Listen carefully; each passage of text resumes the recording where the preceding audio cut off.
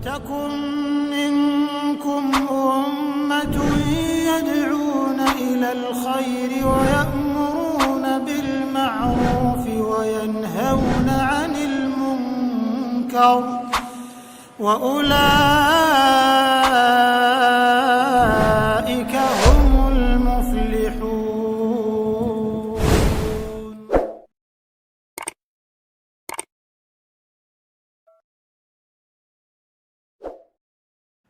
Alhamdulillahirabbil alamin. Alladzi arsala rasulahu bil huda wa dinil haqq liyudhhirahu 'ala dini kullih wa kafa billahi syahida. Asyhadu an la ilaha illallah wahdahu la syarika lah wa asyhadu anna Muhammadan abduhu wa rasuluh.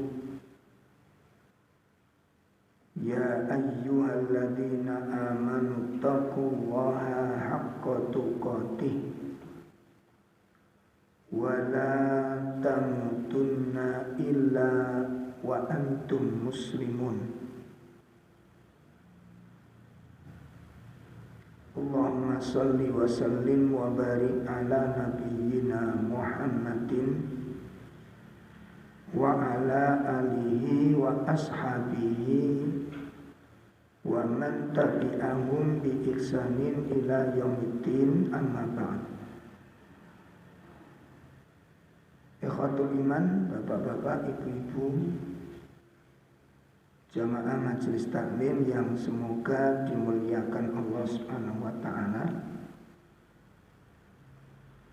Mudah-mudahan Allah senantiasa merahmati kita dalam setiap waktu, dan semoga Allah menjaga kita dari tergelincirnya hati. Semoga Allah memasukkan kita dalam golongan orang-orang yang soleh, dan semoga Allah jadikan kita orang-orang yang istiqomah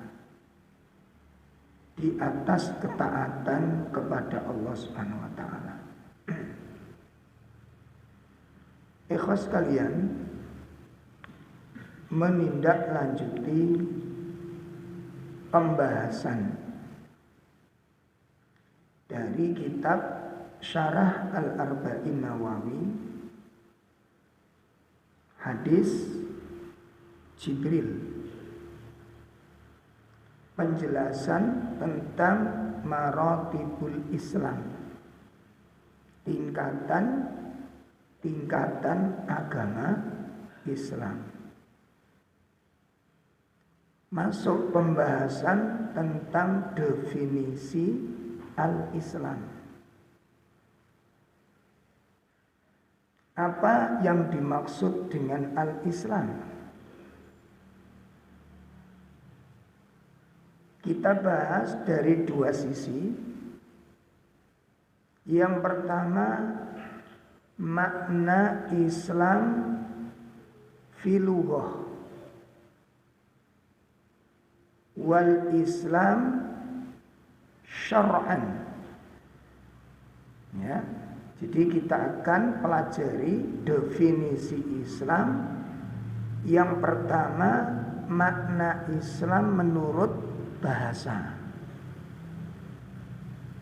Yang kedua, makna Islam menurut syariat.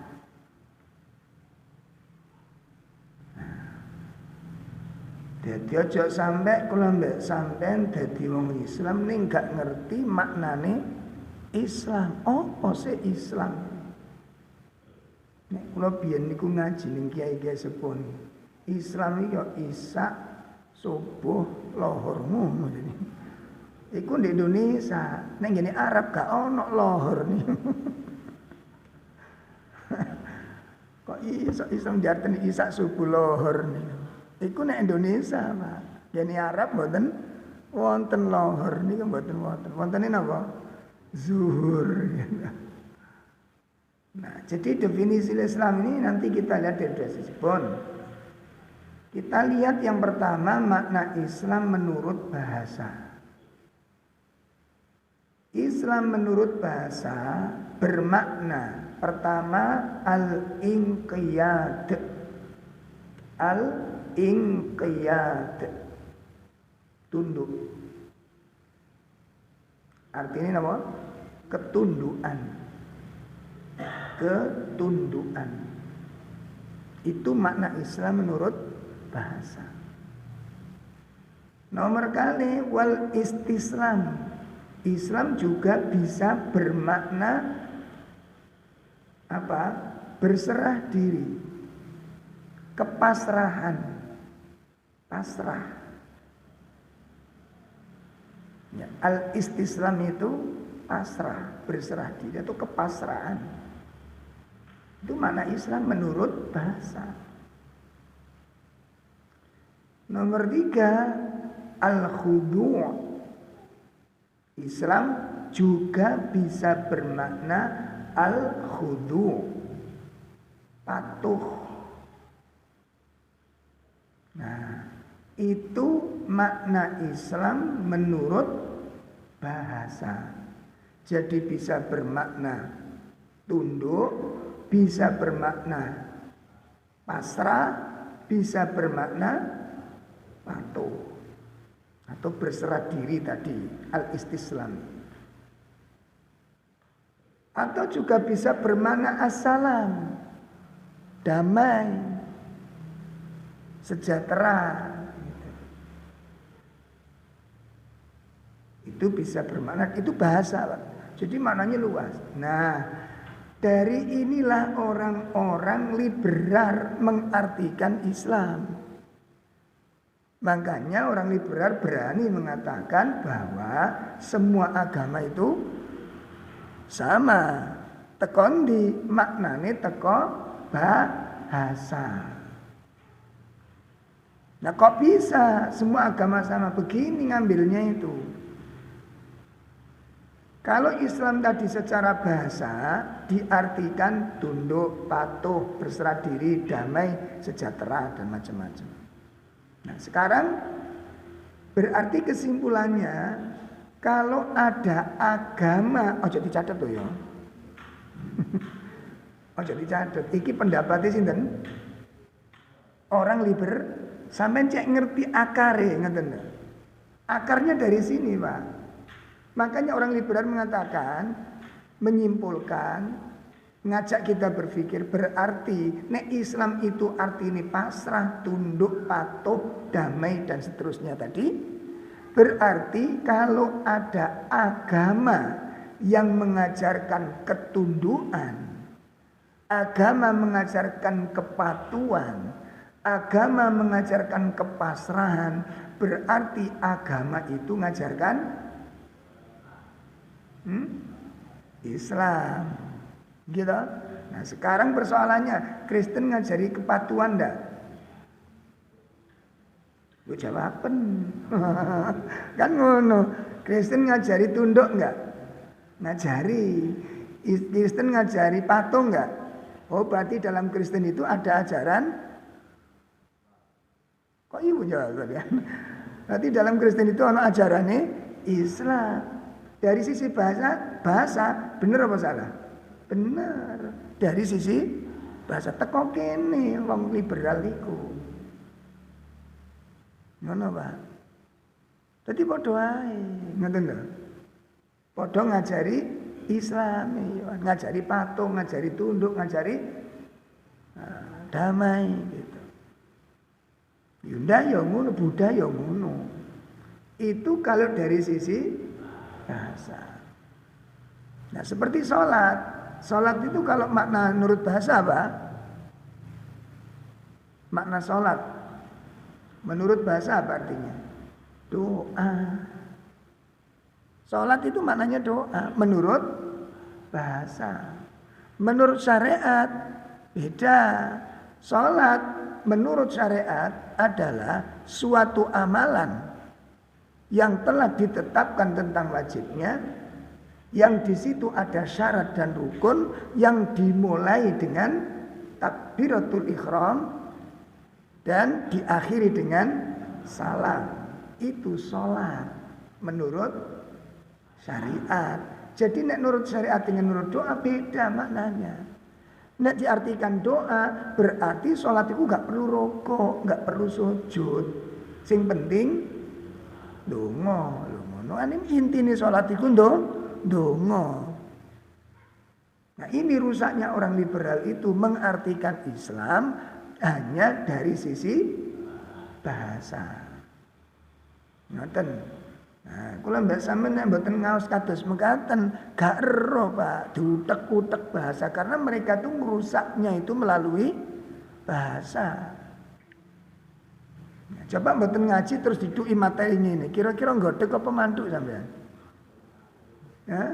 Iya, cocok ngono. Mantep iki. Gak bisa ditolak, itu memang mana bahasa begitu. Makna bahasa begitu.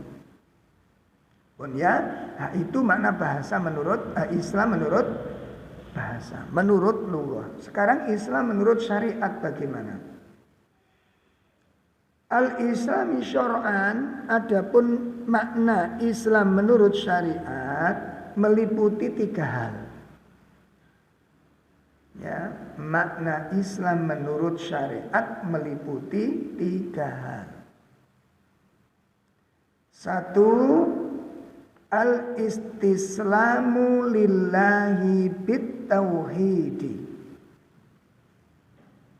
Ya, al-istislamu lillah, berserah diri kepada Allah.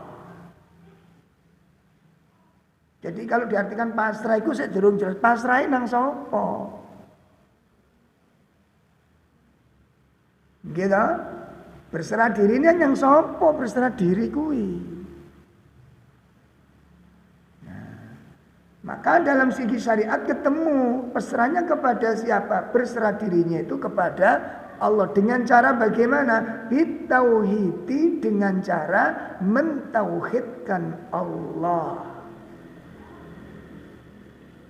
Ngeten. Sampun jelas nih. Jadi berserah dirinya itu jelas kepada siapa? Berserah dirinya itu kepada Allah. Piye carane berserah diri itu? Bitauhidillah, dengan mentauhidkan Allah.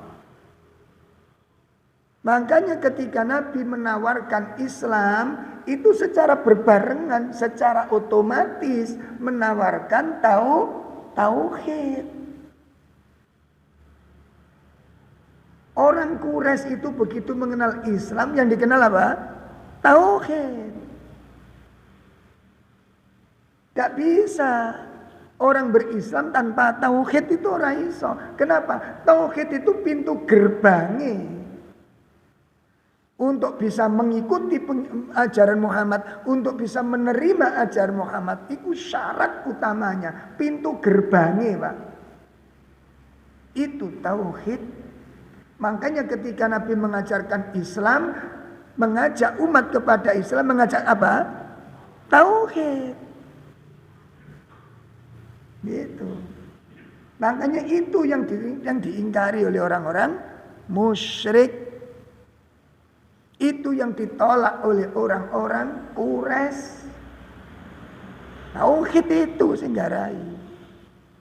Jadi nek ngajak Islam berarti ngajak kepada tauhid. Makanya Nabi begitu, ayo masuklah kepada agamaku, itu otomatis, sudah otomatis kudu mentauhidkan Allah. Gak bisa tidak.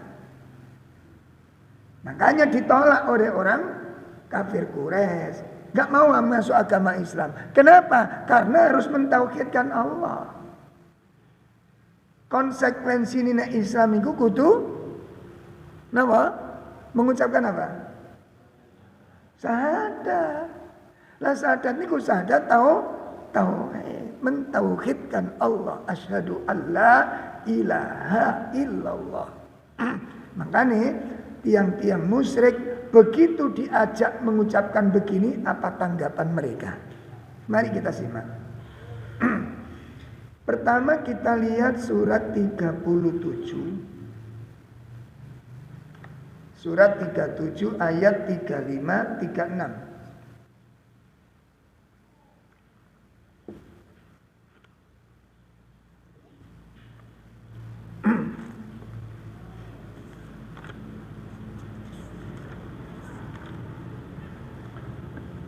Iya, surat As-Saffat ayat pinten mau? 35 36. A'udzu billahi minasy syaithanir rajim.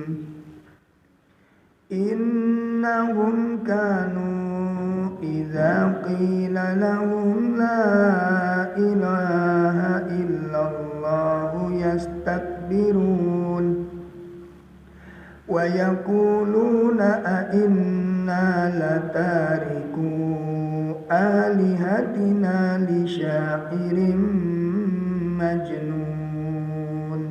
Ya. Sungguh dahulu Allah berkata kepada mereka, la ilaha illallah, tidak ada Tuhan selain Allah. Mereka menyombongkan diri. Dan mereka berkata, apakah kami harus meninggalkan sesembahan kami karena seorang bukit lagi tidak? Kita simak di situ. Dulu orang-orang kafir Quraisy idza qila lahum, ketika disampaikan kepada mereka, diajak apa?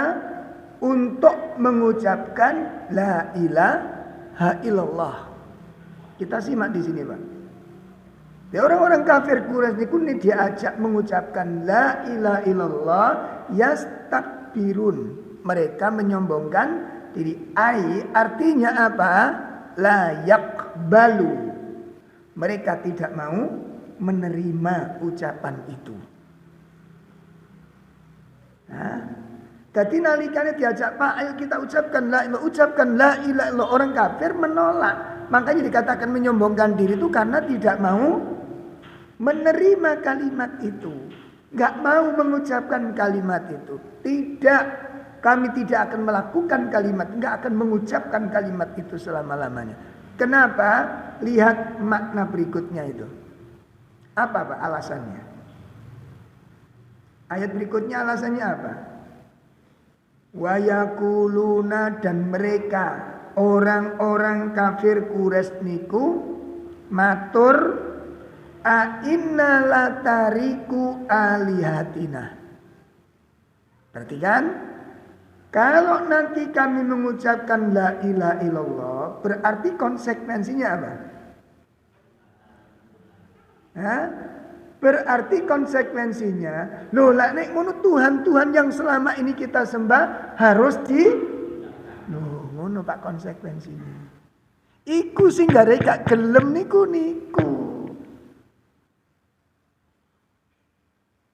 Yang mengakibatkan nolak itu, nek mengucapkan la ilaha illallah, niku paham orang-orang kafir Quraisy niku, Pak. Nek aku muni ngono, konsekuensinya napa? Berarti Tuhan yang kita sembah selama ini harus kuwi sing gak gelem, Pak. Ngoten, iku yang jadi problem. Itu yang jadi problem. Makanya mereka memusuhi. Kenapa? Karena disuruh meninggalkan sesembahan yang selama ini mereka jadikan sesembahan itu.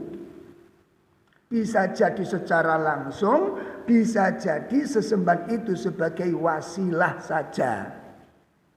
Napa wasilah niku? Dadi mboten nyembah niki mau patung niku gak nyembah patung niki. Cuma niki kula damel napa? Perantara. Ngoten lho. Disiriki aku. Aku iki tetep nyembah nang Gusti Allah. Cuma saja melalui ini lho ngono. Kenapa kok melalui ini? Karena awak dhewe ku duduk wong saleh. Lah iki grupe wong jadi berhala-berhala Lata, Uzza itu nama-nama orang soleh di zamannya. Betul lho Pak. Duduk gawe watu dijeng boten. Patung-patung itu patung-patung orang soleh di zamannya. Seperti Lata, Uzza itu orang-orang yang berbakti kepada Allah. Orang-orang yang muksin. Napa muksin itu? Orang-orang yang selalu berbuat baik. Niku sing jamin orang-orang ibadah haji. Ngekei mangan, ngekei ngombe niku sing jamin niku. Mangkane kebaikannya jangan sampai hilang, jenenge diabadikan. Pertama jenenge tok. Baru suwe-suwe gawe patung, suwe-suwe disembah. Ucapannya aku gak nyembah iki ora.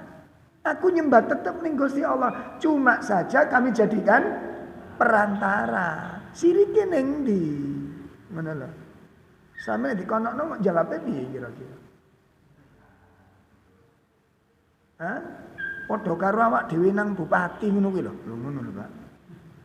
Nek langsung nang bupati ya gak dipercaya, sampean bupati gak kenal sampean. Maka supaya permohonan itu cepat di ACC bupati, maka melalui ajudan. Sing wong paling cedek lah. Orang-orang soleh ini adalah orang yang dekat dengan Allah. Ngono. Gak ngaji tauhid kira-kira piye? Mantu apa ngodek? Terus siriki ning ndi? Ngeten, Mbak. Melok-melok napa melok-melok nih? Jelas. Enggak sih samar. Enggak samar bagi kita. Ngeten nggih. Kalau memang benar keyakinan itu, itulah syiriknya. Ngoten, Pak. Lho kok siriknya teng pundi? Ngeten. Kalau memang contoh nggih permohonan tadi, kalau saya katakan saya bupati ya, jadi misal ya, surat itu tidak akan saya ACC kecuali melalui napa? Ajudan perantara tadi itu. Monggo disimak nih. Kalau begitu, kepastian diterima dan tidaknya itu teng bupati ini nopo teng perantara ya? Dalam dadi nek bupati gawe syarat, gak tak terima nek gak teko ajudan. Berarti ketergantungan kita ke bupatinya atau ke perantara. Ning kuno kuwi sirike. Berarti kita itu gak bergantung kepada Allah, tapi bergantung kepada nama peran pun jelas nih. Berarti ketergantungan kita bukan kepada Allahnya. Kenapa? Karena yang menentukan di ACC atau tidak tadi perantara. Berarti awak dhewe tergantungin ning sapa? Kuwi sirike. Makanya tidak boleh berdoa kepada Allah perantara melalui orang-orang yang sudah meninggal. Karena tergantungnya hati berharapnya kepada siapa coba? Berharapnya kepada siapa? Kepada Allah atau pada perantara? Perantara soal sing nentok nengkuk di ACC Allah atau tidak, dikabulkan Allah tidak, ikut tergantung perantara. Gantung perantara. Pun perhatikan dengan baik ya. Nah, ini ayat pertama. Makanya mereka tidak mau mengucapkan itu. Karena ngerti maknanya. Kami tidak akan mengucapkan la ilaha illallah. Kami tidak akan mengucapkan apa? La ilaha illallah. Enggak akan. Sebab kalau nanti kita mengucapkan la ilaha illallah, konsekuensinya apa? Meninggalkan semua Tuhan. Iku sing gak gelem, Pak. Oh, kan jelas. Maka ini menunjukkan bukti yang sangat jelas bahwa berislam kepada Allah itu dengan cara apa? Mentauhidkan Allah Subhanahu wa ta'ala. Itu makna dalil pertama. Dalil kedua, surat 38 ayat 5. Surat 38 ayat 5. Aja'alal alihata ilahan wahida inna hadza la syai'un ujab. Ya.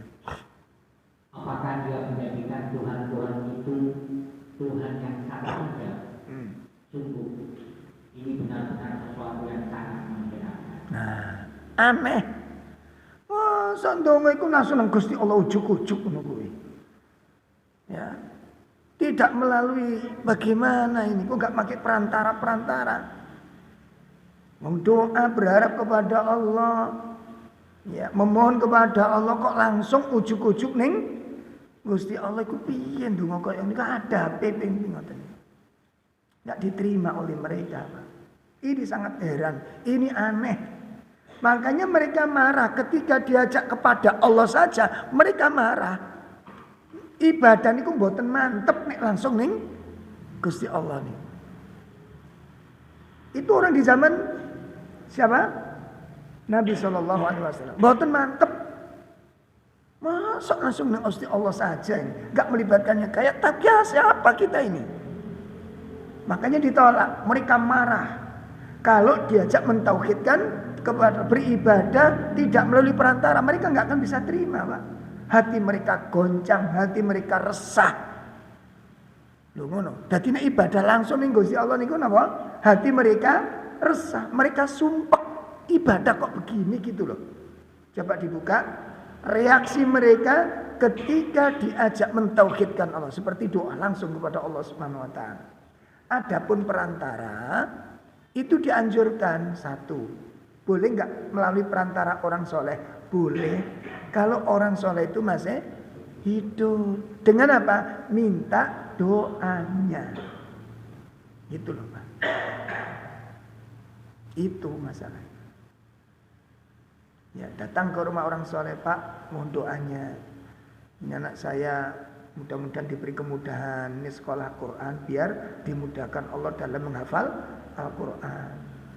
Mohon doanya keluarga kami supaya keluarga kami diberkahi oleh Allah. Itu boleh kalau orangnya masih hidup. Masalahnya sudah mati dan tidak ada contoh dari Nabi, dari para ulama kita. Tidak ada. Bon, mari kita lihat reaksi orang-orang kafir kalau diajak beribadah hanya kepada Allah saja. Kita lihat sikap mereka. Surat Az-Zumar surat 39 ayat 45.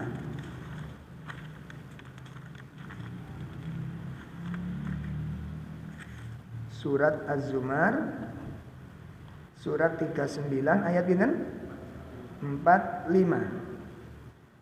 Wa idza dzukirallahu wahdahu ishma'azzat qulubul ladzina la yu'minuna bil akhirah wa idza dzukiral ladzina min dunihi idza hum yastabshirun.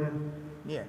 Dan apabila yang disebut hanya nama Allah, kesal sekali hati orang-orang yang tidak beriman kepada akhirat. Namun apabila nama-nama sesembahan selain Allah yang disebut, tiba-tiba mereka menjadi bergembira. Tuh kan? Jelas kan? Dalam jadi ini Rasulullah Allah gak terima ini, Pak, gempar jiwanya. Wong donga kok ngino ibadah kok langsung ujuk-ujuk ning Gusti Allah. Terus yang mana yang lain gak dilibatkan? Makanya mereka tidak mantap beribadah apabila hanya kepada Allah, tidak melibatkan makhluk-makhluk yang lain yang mereka anggap sebagai kunci kesuksesan itu. Ini buktinya. Makanya mereka tidak mau dikatakan syirik. Di zaman Nabi pun tidak mau, Mbak, mereka. Kami itu tidak menyembah berhala. Kami cuma menjadikan berhala itu sebagai perantara supaya kami ini bisa lebih dekat kepada Allah. Persis, Pak, jawabannya. Sakitipun pahami niki nggih. Pun di anu bukti ini kita buka surat napa nih?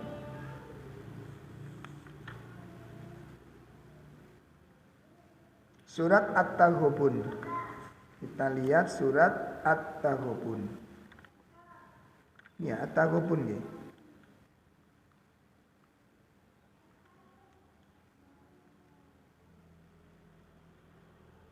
Oh, bukan, Mbak. Sebentar.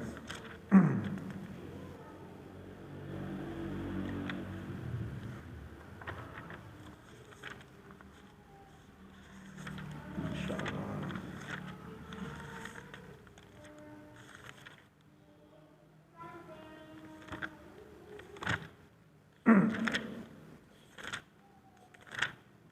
Jadi mereka menjadikan apa? Perantara, menjadikan itu sebagai wasilah-wasilah. Berarti mereka tidak mengatakan kami menyembah, mereka tidak. Cuma saja kami jadikan mereka ini apa? Perantara. Ini surat Az-Zumar ayat 2 dan ayat 3. Ya, surat Az-Zumar ayat 2 dan ayat 3. Ini lebih gamblang lagi. Perbuatan ini oleh Nabi dianggap apa? Syirik. Ulangi, perbuatan ini oleh Nabi dianggap syirik. Makanya mereka ditegur, mereka ngeyel.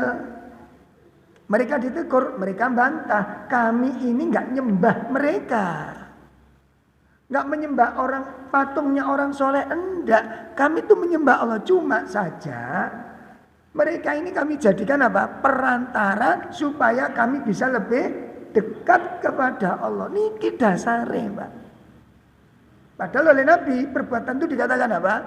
Syirik. Kenapa syiriknya tadi? Karena orang kalau sudah membuat perantara, ketergantungannya bukan kepada Allah, tapi kepada perantara. Soalnya doa ini nggak dikabulkan kalau tidak melalui perantara. Saya ketemu dipahami. Hati-hati ini gak ning Allah yang pun nggak iso nang perantara. Karena diterima atau tidak itu tergantung perantara. Itu keyakinan orang-orang musyrik. Makanya perbuatan itu dikatakan musyrik. Nah di situ kan kita nggak boleh berharap dan bergantung kepada selain Allah. Itu nggak boleh. Kita simak ayat 2, ayat 3. Maaf, ayat 3. Ayat 3. Az-Zumar ayat 3. Ala lillahi dinul khalis walladzina ittakhadhu min dunihi awliya ma na'buduhum illa liyuqarribuna ila Allahi zulfa innallaha yahkumu bainahum fima hum fihi yakhtalifun innallaha la yahdi man huwa kadhibun kafar. Ingatlah, hanya milik Allah agama yang murni, dan orang-orang yang mengambil pelindung selain Dia berkata, kami tidak menyembah mereka melainkan berharap agar mereka mendekatkan kami kepada Allah dengan sedekat-dekatnya. Sungguh Allah tidak akan memberi putusan di antara mereka dengan apa yang mereka persekusikan. Sungguh Allah tidak memberi petunjuk kepada pendusta dan orang yang sangat ingkar. Maka diingatkan oleh Allah Ta'ala, ketahuilah ya, bahwasanya milik Allah agama yang bersih. Agama milik Allah itu agama yang bersih, yang khalis, yang murni, yang gak bercampur dengan kesyirikan. Itu agama milik Allah itu begitu. Berarti agama sing kecampuran itu bukan agamanya Allah. Karena agamanya Allah itu agama yang khalis. Kalimat pertama. Yang kedua disebutkan orang-orang yang menjadikan selain Allah pelindung. Ya, orang-orang yang menjadikan selain Allah itu perantara. Maka mereka mengucapkan mana butuhum. Ya, kami ini enggak menyembah patung-patung ini, enggak. Kami kepada Allah, Allahumma lutungan ini. Kami kalau berdoa itu Allahumma, berarti kepada siapa? Kepada Allah, bukan kepada patung ini. Hanya saja liyuqarribuna ilallahi zulfa. Kami berharap melalui mereka ini kami bisa lebih dekat kepada Allah dan doa-doa kami lebih dikabulkan melalui Ini di zaman Nabi dikatakan syirik. Di zaman Nabi enggak ada lagi syirik gitu. Tapi zaman sekarang itu dijadikan sebuah simbol akidah tertentu. Ini cara kami beribadah kepada Allah. Ya sudah, kalau sudah diingatkan enggak mau terima, ya sudah, jangan dipaksakan. Kembali kepada sebuah kalimat, walana a'maluna walakum a'malukum. Sudah, kalau memang itu keyakinanmu silahkan. Tapi kami sudah punya cara beribadah yang diajarkan oleh Nabi SAW. Tidak boleh demikian. Adapun wasilah-wasilah yang dibolehkan, satu, ya, perantara-perantara supaya kita lebih dekat kepada Allah. Itu banyak amal-amal yang disyariatkan ini. Ya, bukan melalui orang yang sudah mati. Karena para sahabat ketika berdoa kepada Allah, ketika punya hajat kepada Allah, mereka tidak mendatangi kuburan Nabi kemudian apa? Minta kepada Nabi. Enggak ada yang begitu. Ya, mereka berdoa kepada Allah melalui apa? Pertama, wasilah yang disyariatkan, perantara yang dibolehkan dalam syariat itu diantaranya satu, berwasilah dengan imannya. Ya, itu perantara. Jadi kita kalau mau berdoa, kita gunakan perantara apa? Iman kita. Satu itu. Mana dasarnya? Surat Al-Imran. Dasaripun surat Al-Imran.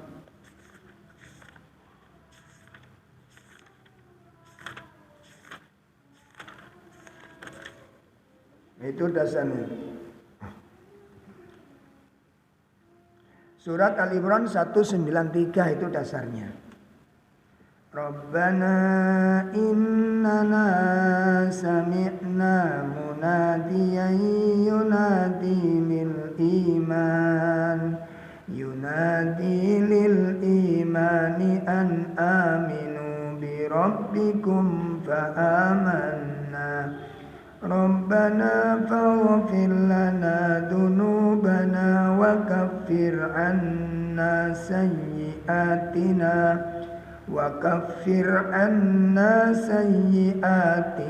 wa tawaffana ma'al abrar.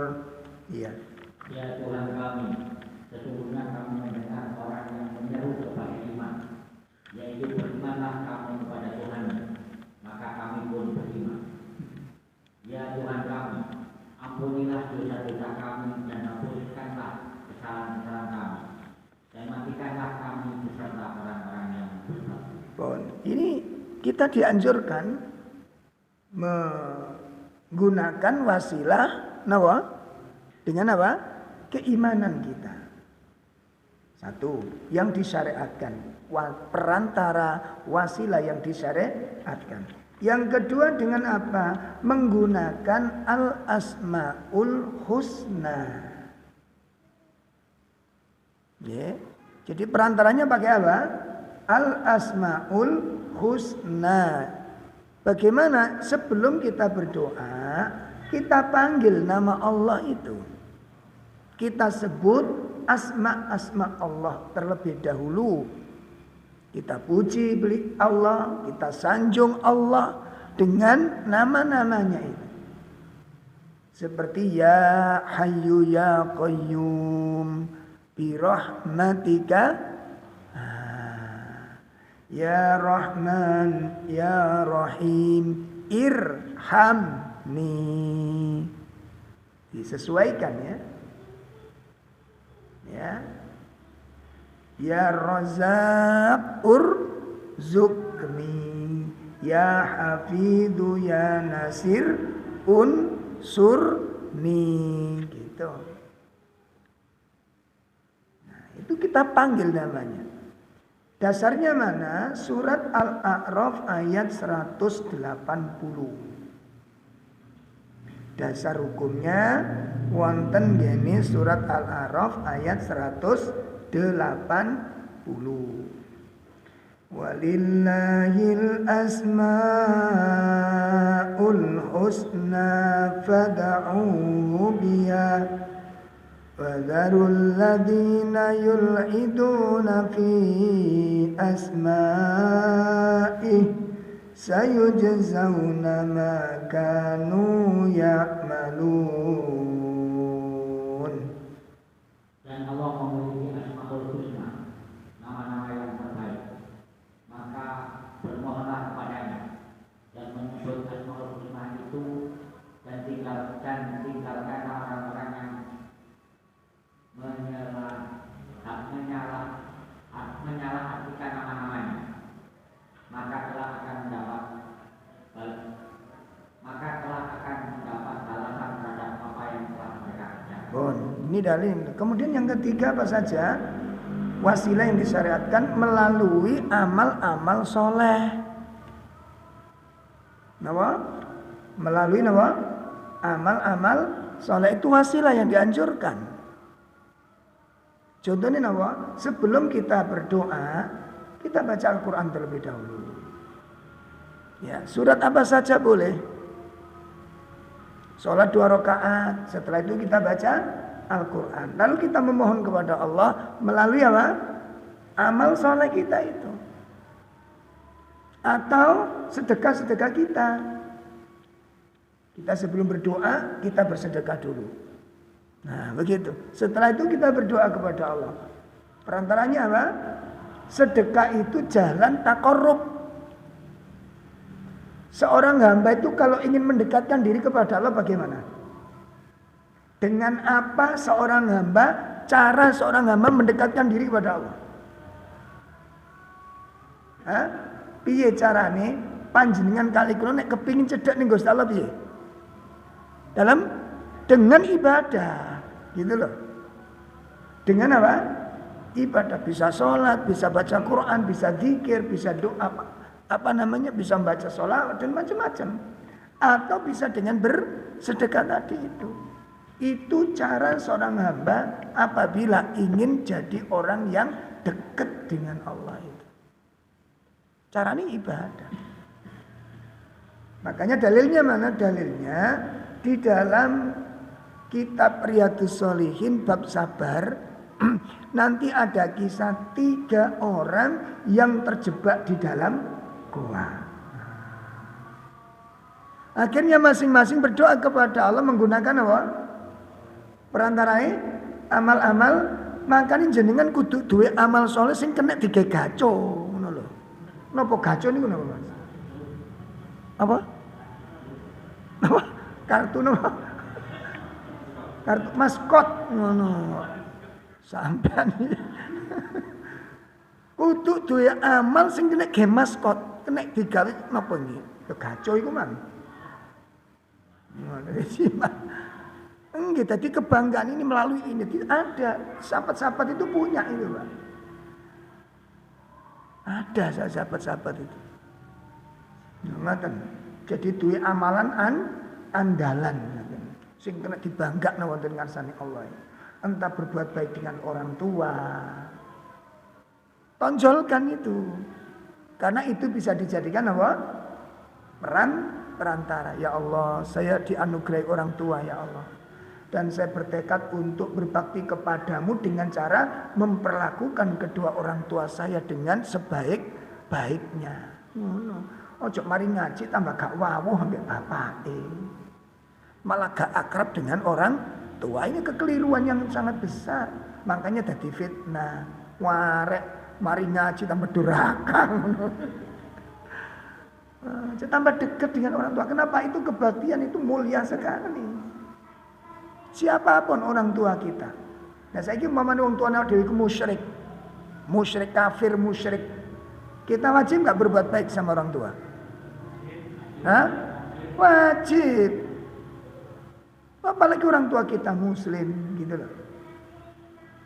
Itu dimanfaatkan karena itu bisa dijadikan wasilah. Pun ya? Baik, kita lanjutkan. Itu pengertian makna Islam menurut syariat berserah diri kepada Allah dengan cara mentauhidkan Allah. Jadi berislam tidak mentauhidkan Allah, Islamnya tidak benar. Islam dengan tauhid itu mboten saged dipisah. Ya, kenapa? Karena kalau orang Islam itu wajib mentauhidkan, wajib mengucapkan la ilaha, wajib mempersaksikan asyhadu alla ilaha, itu wajib. Enggak sah Islamnya kalau enggak begitu. Ini makna Islam yang pertama, berserah diri kepada Allah dengan cara mentauhidkan Allah Subhanahu wa taala. Yang kedua, wal inqiyadu lahu bittaati. Makna Islam menurut syariat yang kedua adalah al-inqiyad. Apa inqiyad tadi? Tunduk lahu kepada Allah dengan cara apa? Bittaati, taat. Matan. Itu Islam menurut syariat. Makanya sampai tinggali sahabat-sahabat yang sudah mengikrarkan, berani mengikrarkan, langsung berubah, Pak. Paham ini? Langsung berubah. Kenapa? Itu konsekuensi. Berserah diri itu maknanya tunduk kepada Allah. Makanya makna Islamnya tadi apa? Tunduk kepada Allah dengan cara taat kepadanya. Makanya ucapan orang-orang mukmin kepada syariat nggak ada lain kecuali dua hal.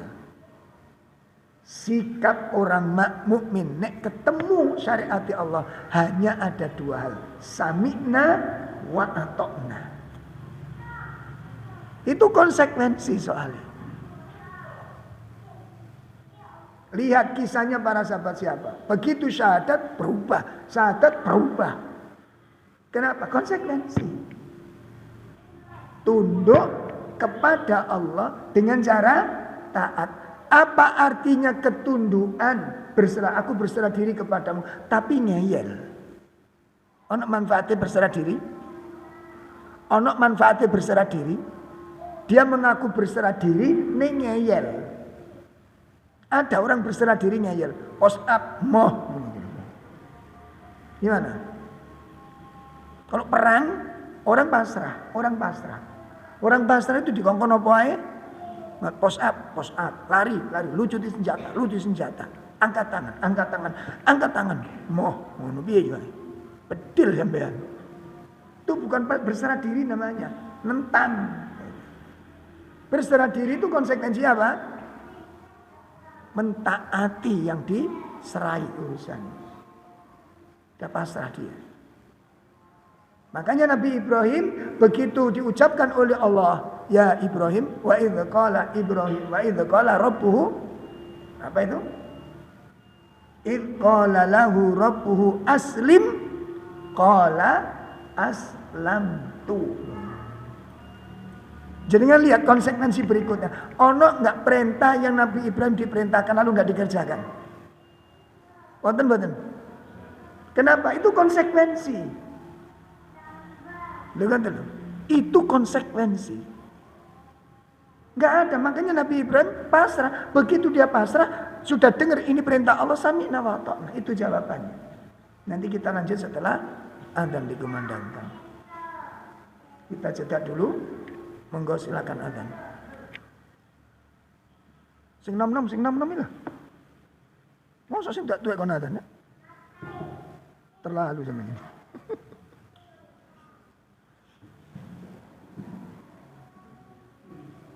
Allahu Akbar, Allahu Akbar, Allahu Akbar, Allahu Akbar. Asyhadu an la ilaha illallah.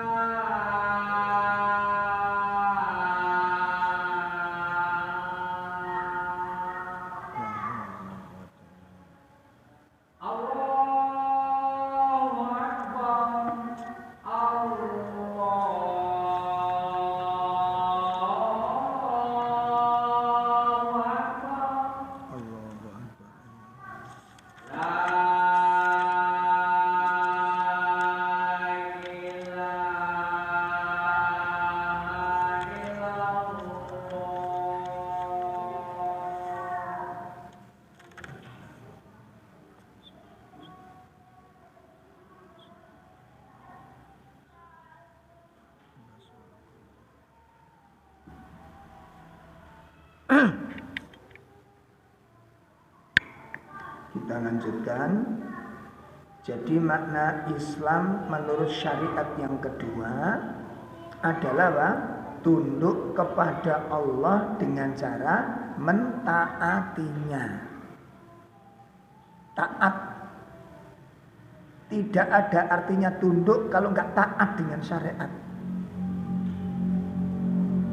Tidak ada artinya tunduk kalau nggak ada ketaatan. Nggak ada artinya ketundukan. Nggak ada artinya kepasrahan. Bagaimana kita dikatakan pasrah, berserah diri, tapi bantah? Ya. Bagaimana dikatakan orang berserah diri, dikatakan Islam? Ngeyel. Makanya sahabat-sahabat begitu masuk Islam, nggak ada yang sulit bagi mereka karena itu konsekuensi.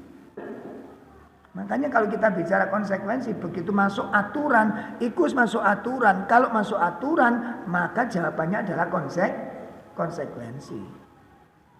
Makanya cepat, Islamnya gampang para sahabat.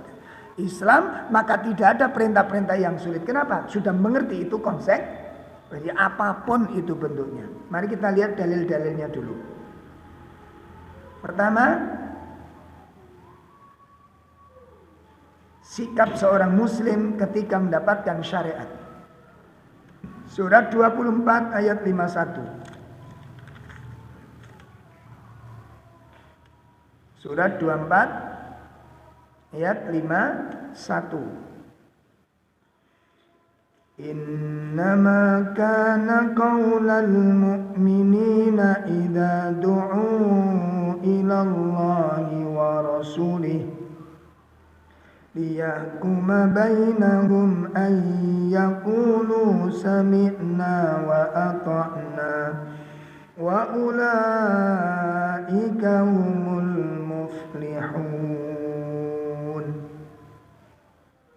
Hanya ucapan orang-orang mukmin yang apabila mereka diajak kepada Allah dan Rasul-Nya agar Rasul memutuskan perkara di antara mereka, mereka berkata, kami mendengar dan kami taat. Dan mereka itulah orang-orang yang beruntung. Insyaallah. Allah katakan sesungguhnya jawaban orang mukmin. Jawaban orang mukmin apabila mereka diseru, dipanggil untuk patuh kepada Allah, berhukum kepada Rasul-Nya. Ya, apa jawab mereka? Yaqulu sami'na wa ata'na. Kenapa? Itu konsekuensi.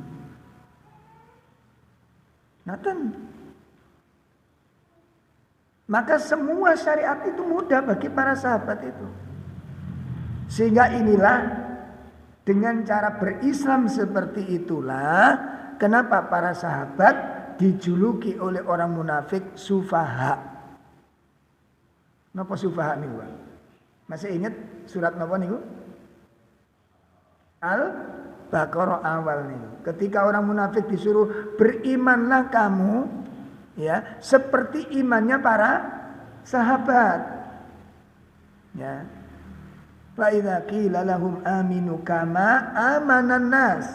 Berimanlah kalian seperti imannya para sahabat. Maka orang-orang kafir itu mengatakan, apa? Apakah kami beriman seperti imannya orang-orang yang sufaha? Sufaha itu orang yang bodoh. Kenapa sahabat kok dikatakan orang yang bodoh? Wong setiap ono perintah itu langsung ditaati, gak dipikir-pikir dhisik. Ono larangan langsung didoi, ya dipikir dhisik. Ngono cocok apa enggak ngono lho. Paham ya? Makanya wong Islam sakniki niku cerdas-cerdas ngoten lho. Wong Islam sakniki niku napa? Cerdas-cerdas. Wangkane wae sing keblinger ngoten. Justru kejahilan. Makanya para sahabat dikatakan orang yang jahil, dikatakan sufaha. Sufaha niku dari safih, makna dari kata safih.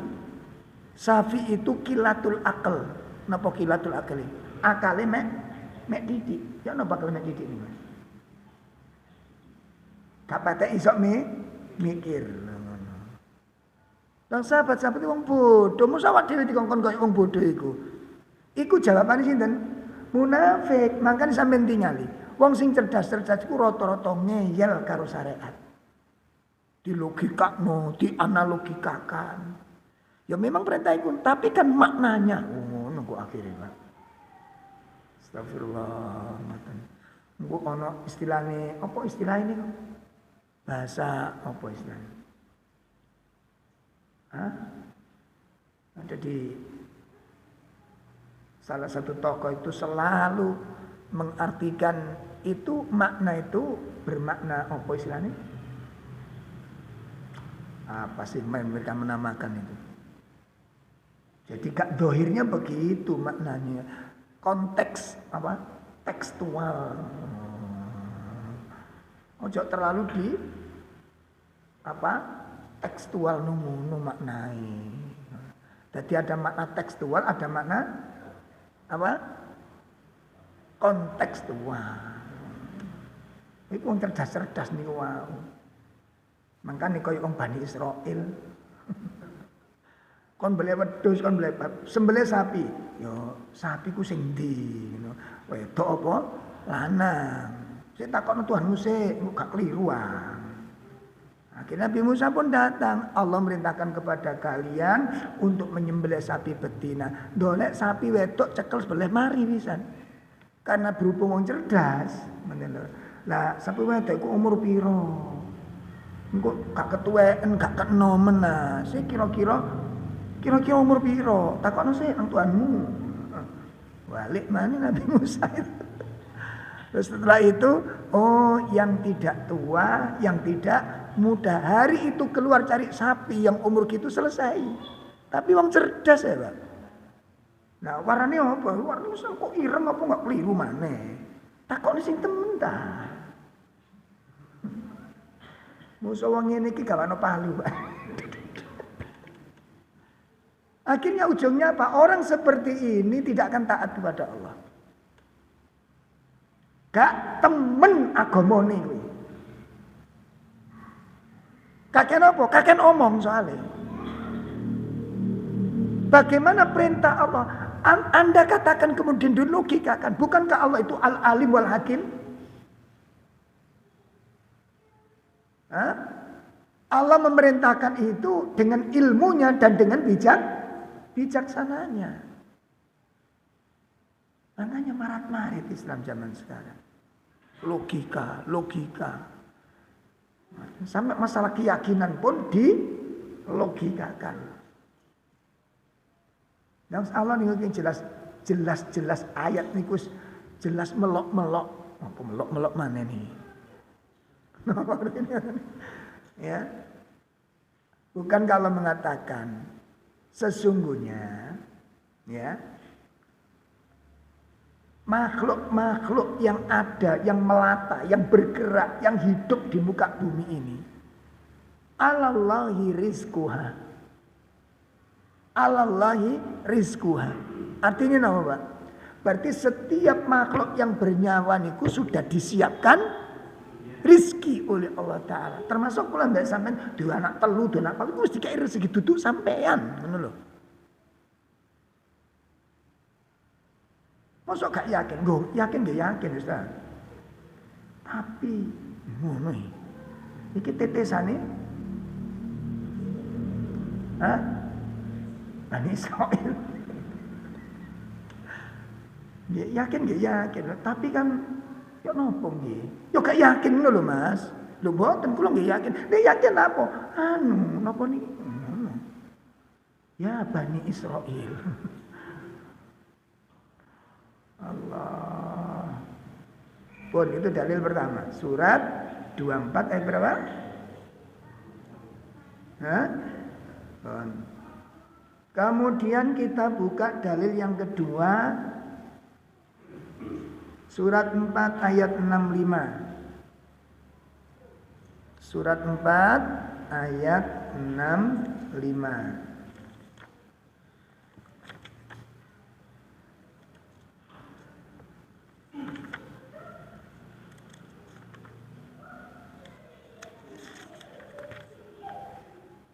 Silakan.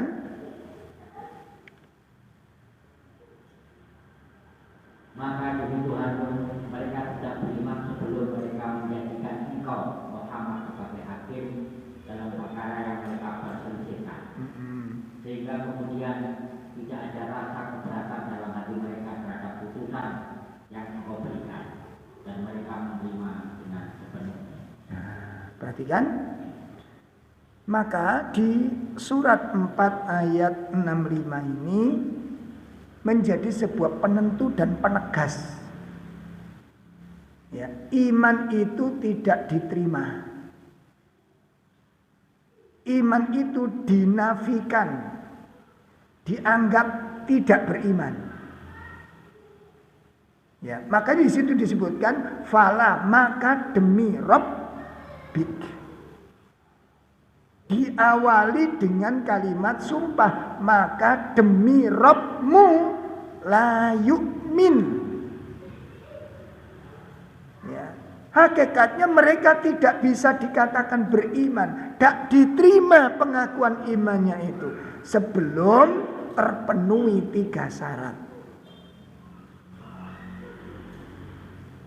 Ya. Yunafil iman, iman itu dinafikan, iman itu dianggap tidak ada, ditiadakan, tidak diakui oleh Allah imannya seseorang. Kecuali orang tersebut menyiapkan 3 syarat. Jadi nek 3 syarat itu sampun dipenuhi, maka imannya diterima oleh Allah. Makanya Allah mengatakan fala wa rabbik, maka demi Rabbmu, itu sumpah yang menunjukkan yunafilil iman, menghilangkan keimanan, meniadakan keimanan, mengingkari keimanan seseorang. Illa bithalatati syurut, kecuali dengan 3 syarat itu. Apa 3 syaratnya? Yang pertama tahkimur rasul, menjadikan Rasul sebagai hakim. Pengertiannya pripun? Menjadikan Rasul sebagai hakim niku pengertiannya pripun? Setiap perkara dihukumi dengan sunnah. Gimana menurut sunnah? Mana lho, Pak? Perdagangan ini dagang gimana ini? Menurut sunnah gimana? Ini yang namanya menjadikan Rasul sebagai hakim. Semua persoalan dihukumi dengan sunnah. Gimana menurut sunnah? Itu yang pertama. Yang kedua, syarat yang kedua adalah apa? Adamul haraj. Adamul haraj. Tidak ada beban. Gak ganjel. Gak dongkol. Ya, hatinya gak sempit, gak gerunjal, gak unek-unek, gak bededek. Apa mana? Cewateten kabeh. Lho cek mantep nulis niku. Hati itu legowo, ada mulhar, enggak ada beban. Gimana sih nang kata enggak ada beban itu? Ya napa sih enggak ada beban. Padha karo sampean ngladeni dengan napa istilahnya, Pak? Penuh keriduan iki apa sih? Kok burine sepenuh hati niku kok burine. Burine sepenuh hati terakhir niku. Ada mulhar wis ya wis diterima jane koyo ngono kuwi wis. Ngono lho. Seperti orang laki-laki disyariatkan kerja, ya kerja. Wis gak usah gruneng ngono lho. Aku iki nyambut gawe bendina, prei, ngono lho, Pak. Nek wong lanang sambatan iki kon prei. Prei kono makan ulek-ulek ngono. Rambutan anake, aku tak nyambut gawe. Ngono, Bu. Ceratun bojone.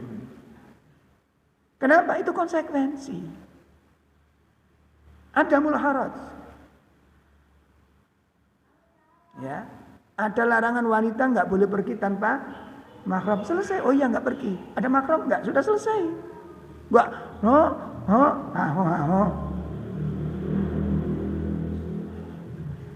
Ada nggak seperti itu? Syariat.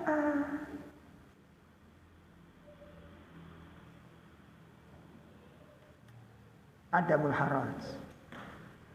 Jenengan kalau lihat Masya Allah. Ketika Allah haramkan khamr, itu ada orang yang lagi mabuk, Pak.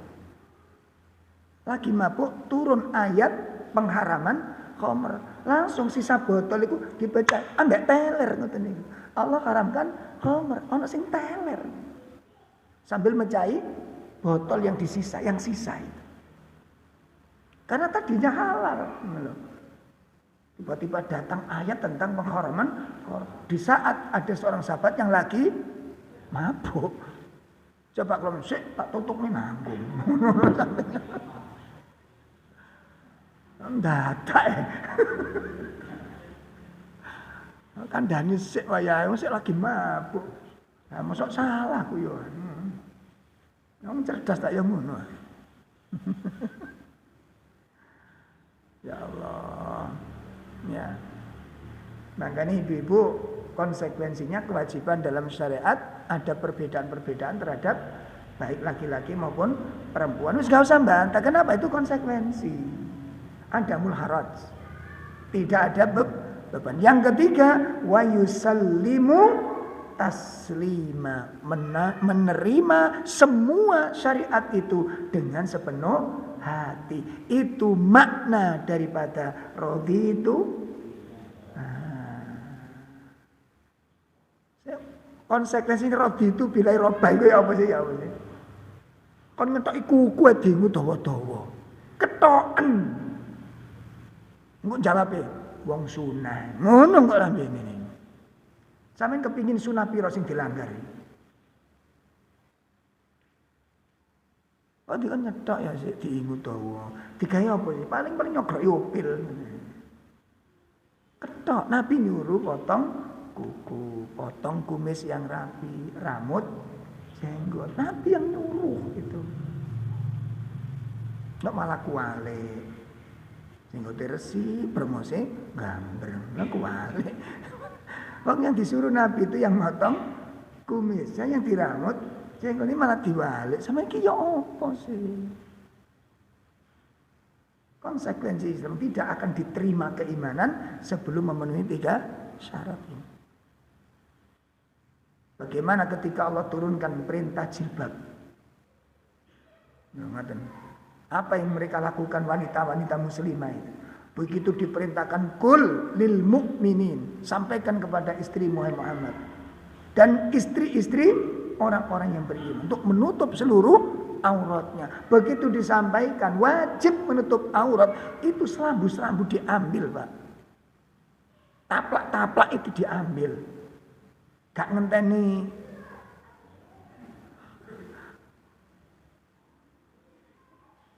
wong karim brongkos ndas ojo angele ngono iki.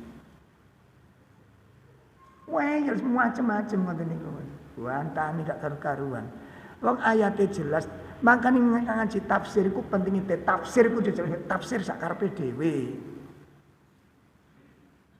Baca tafsirnya para ulama itu. Di situ dijelaskan tentang hadis-hadis Nabi bagaimana kriteria pakaian seorang muslimah. Nah, kita pakai tafsirnya orang liberal digawe. Ya sembarang kalir oleh. Dadi ini mboten karu-karuan agama niku mboten jelas. Agama niku mboten jelas. Pun nggih. Nah, itu makna Islam menurut syariat yang kedua. Napa mau? Napa artinya? Al-inqiyadu lahu bit-taati. Tunduk kepada Allah dengan cara mentaati. Baik itu perintah maupun larangan. Ngoten. Dadi nek ana larangan iku samina wa ata'na, dijauhi sudah.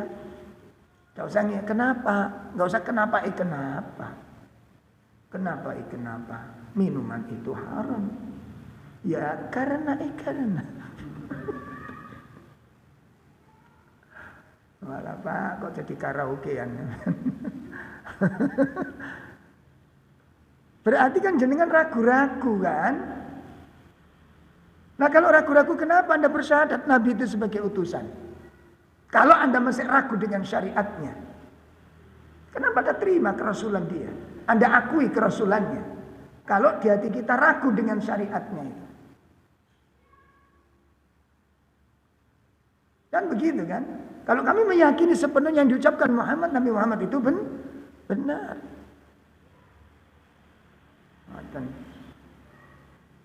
InsyaAllah. Pun itu yang kedua. Yang ketiga, al-bara'atu minasyirki wa ahli.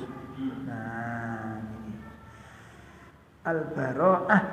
Al-bara'ah berlepas diri, membebaskan diri minasyirki dari segala bentuk kesyirikan wa ahli dan para pelakunya. Ini makna Islam. Makanya kalau sudah berislam itu sudah bertauhid, konsekuensi mentauhidkan Allah niku napa? Tidak boleh melakukan kesyirikan, harus berlepas diri. Al-bara'ah.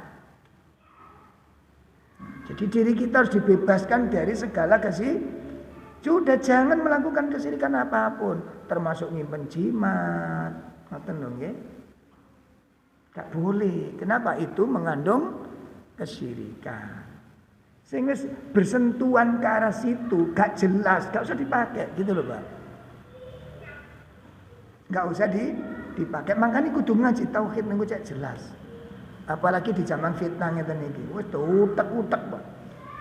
Ya apa carane sing ketoke syirik itu dadi mboten syirik ngono. Dadine kaya ngono kuwi. Apalagi kalau tokoh-tokoh budayawan tuh kalau ngomong ngreweg. Kudu tak sewentil ya. Nggih. Ngawur rek komentar. Enggak logika, Pak. Saya pernah baca di makalahnya itu, Masya Allah, kawandel ngomong ini. Nah ini dasarnya latar belakangnya bukan di situ.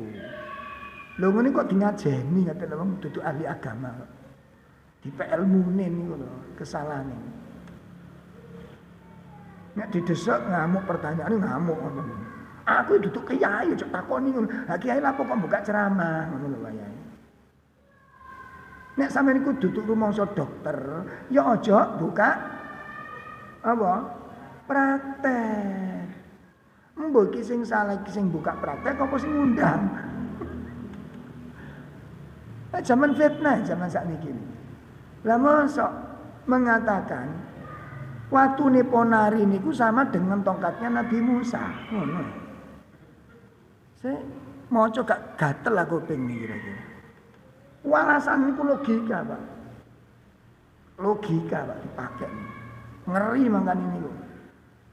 Pun ya? Mari kita lihat dalil-dalilnya. Berlepas diri dari segala kesyirikan dan pelakunya. Itu wajib, hukumnya wajib, tidak bisa tidak. Itu makna Islam. Bagaimana kita berislam tapi melakukan kesyirikan? Islamnya di mana? Kok masih menyekutukan Allah? Islamnya di mana? Wong itu larangan kok. Sementara namanya Islam itu patuh. Yang namanya patuh itu konsekuensinya dua. Menerima perintah untuk dijalankan, menerima larangan untuk dijauhi. Itu makna patuh. Jadi bukan hanya taat kepada perintah. Konsekuensi patuh niku wonten kalih. Siji nrimo perintah untuk dilakoni, nomor kalih nrimo larangan untuk dijauhi. Niku konsekuensi patuh, konsekuensi tunduk wonten kalih. Ya, syirik itu dilarang, maka wajib dijauhi, berlepas diri. Ngoten. Saya berlepas diri, saya enggak mau melakukan itu. Gitu sampaikan. Ya, walaupun kepada orang tua sampaikan, ngapunten lho Bu, kula mboten nderek sing keyakinan ngoten. Sampaikan dengan cara yang baik. Lha apa itu enggak durhaka Ustaz? Sampeyan apa bilang Nabi Ibrahim itu durhaka sama orang tuanya? Sampeyan berani bilang enggak? Nabi Ibrahim itu durhaka sama orang tuanya? Dalam berani enggak bilang begitu? Oh, Nabi Ibrahim itu termasuk anak durhaka gitu. Kenapa? Karena enggak mengikuti keinginan orang tua. Orang tuanya kecewa apa enggak? Kecewa apa enggak? Kenapa Nabi Ibrahim seperti ini? Ini tolong diperhatikan dengan baik. Baik, kita buka dalil pertama surat 6. Dalil surat 6 ayat 19.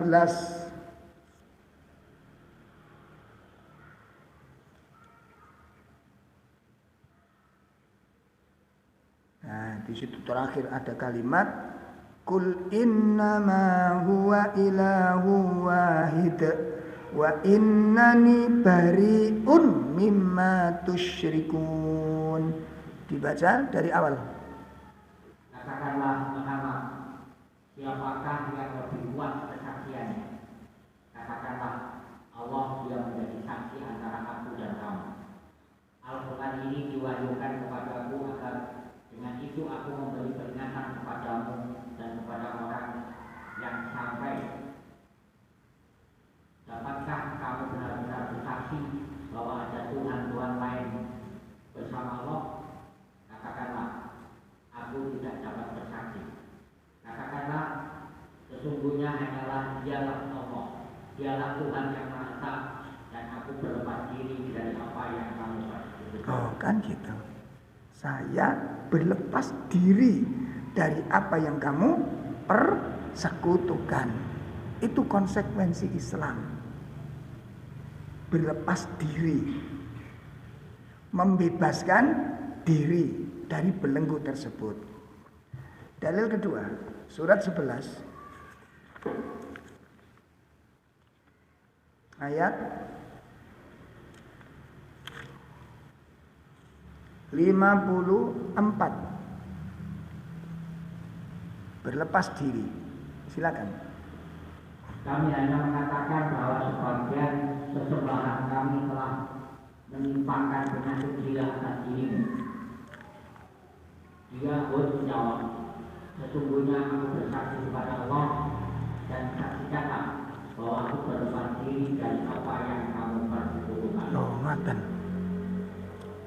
Itu konsekuensi. Makna Islam yang ketiga adalah berlepas diri dari seluruh Makanya para nabi semua, Nabi Ibrahim berlepas diri, Nabi Isa berlepas diri, Nabi Musa berlepas diri, Nabi Hud berlepas diri. Ya, dan semua. Dan Nabi Muhammad pun membebaskan diri. Gak akan terlibat di dalam kesyirikan itu. Dan terakhir surat 43. Ayat 26 kisah Nabi Ibrahim dengan ayahnya dan dengan kaumnya. Ayat 26, 27. Wa idh qala Ibrahimu li abihi wa qaumihi innani bara'un mimma ta'budun illalladzi faqarani wa innahu sayahdin. Dan ingatlah ketika Ibrahim berkata kepada ayahnya dan kaumnya, sesungguhnya aku berlepas diri dari apa yang kamu sembah, kecuali kamu menyembah Allah yang menciptakanku, karena sesungguhnya Dia akan memberi petunjuk kepadaku. Penjelasan Islam menurut syariat selesai. Jadi kalau Islam menurut syariat meliputi berapa perkara? 3. 1, apa mau?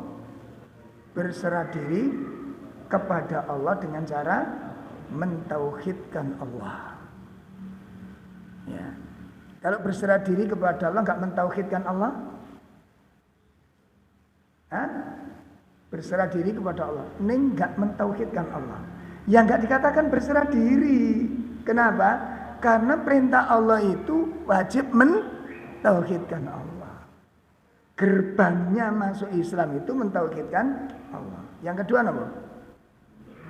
Tunduk kepada Allah dengan cara, kalau orang tunduk enggak taat, maka dikatakan tunduk. Wong tunduk enggak taat.